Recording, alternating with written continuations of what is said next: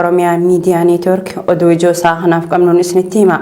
Jalqabarratti godinaalee Oromiyaa garagaraa keessatti jijjiiramuu qilleensaa fi dheerachuu bonaatiin lubbuun uummataa fi beeyladoota gaagaamaa jirti.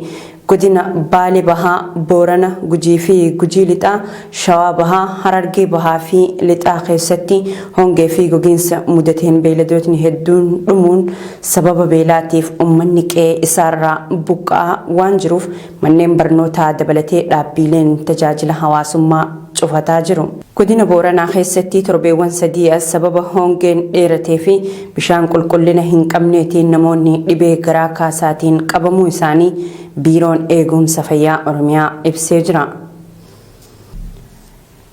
Balaa hongee fi gogiinsa gaanfaa Afrikaa mudate ittisuuf Jarman dhaabbata mootummoota gamtoomaniif yuuroo miiliyoona 20 arjoomte. Hongee fi gogiinsa Itiyoophiyaa, Keeniyaa fi Soomaaliyaa mudate qolachuuf Jarman UN'tti dhaabbata wabii nyaataa fi qonnaa Food and Agricultural Organization jedhamuuf yuuroo miiliyoona 20 deeggarsa taasifte. Gogiinsa Itiyoophiyaa, Keeniyaa fi Soomaaliyaa mudate hordofee namoonni miiliyoona 13tti tilmaamaman beela'uu isaanii dhaabbanni mootummoota gamtoomanii ibsee jira.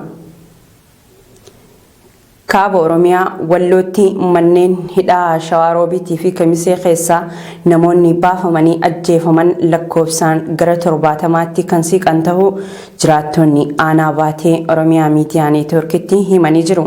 Namoota hidhaman malees kanneen ajjeefaman adda baasuun ni ulfaataa kan jiru jiraattota gidduu namni yaada Oromiyaa Miidiyaa Neetworkiif kenne tokko guyyaa 2 dura aanaa Daawwee Harawaatti namoonni mana hidhaa keessaa baafaman bakka dhoksaatti ajjeefaman 2 erga lafeen isaanii goggogee jiraattotaan fuudhamanii kan awwaalaman ta'uu hima. Namoota kana maqaa isaanii baruun hin danda'amnes jedhee jira. Odeessa birootiin godina Walloo aanaa baatee ganda jaldeetti jedhamutti gaafa gurraandhala 20 bara 2022 jaarsa waggaa 80 ilma keeshanee keessa jiru fidi jechuun mana jireenyaa isaa jalaa akka guban maddi keenya kun ibsee jira. Maqaa ilmaan keessan waraana bilisummaa Oromoo keessa jiraatiin wayitii garagaraatti manneen jiraattotaa gubuu fi qabeenya saamuun aanaalee Walloo hedduu keessatti cimee kan mul'atu ta'us Oromiyaa Miidiyaa Neetwork odeeffatee jira. Oduu keenya birootiin naannoon Amaaraa faannoo leenjisuu fi hidhachiisuu itti fufee jira. Naannoon Amaaraa humna fiinxaaleeyyii Amaaraa faannoo jaamuu fi yakka suukkanneessaa raawwachuun beekamu leenjisuu fi hidhachiisuu itti fufee jiraachuun beekamee jira. Humnoonni faannoo kun naannoo Amaaraa godinootaa fi magaalota garagaraa keessatti ijaaramee leenji'aa kan ture yoo ta'u, tibba kanas raayyaa Qobboo fi Shawaa Kaabaatti humna haaraa leenjisuun eebbisuu isaa maddeen oduu naannichaatti dhiyootaan gabaasaa jiru. Humna fiinxaaleeyyii Amaaraa kana ilaalchisee keessoo biltsiginnaatti garaagarummaan yaadaa dhalachuutu himama. Qajeelfama karaa biltsiginnaa giddu galeessaatiin dabre mootummaan naannoo Amaaraa hanga ammaatti akka hin fudhannes beekuun danda'amee jira. Waraana kaaba Affaar keessatti deemaa jiru ilaalchisee uummanni Affaar waraana biltsiginnaa irratti gaafii kaase. Waraana akka haaraatti humnoota Tigraay fi naannoo Affaar gidduutti taasifamaa jiru irratti biltsiginnaan federaalaa uummata Affaar hin gargaarre jechuun bakka buutonni biltsiginnaa naannichaa paarlaamaa keessatti gaafii kaasanii jiru. Waraanni kaaba Affaar keessatti eegalame itti fufee yeroo jiru kanatti naannoo Affaarii fi waraana biltsiginnaa Abiyyi Ahmadiin durfamu gidduutti wal amantaan dhabamaa akka dhufees himamaa jira.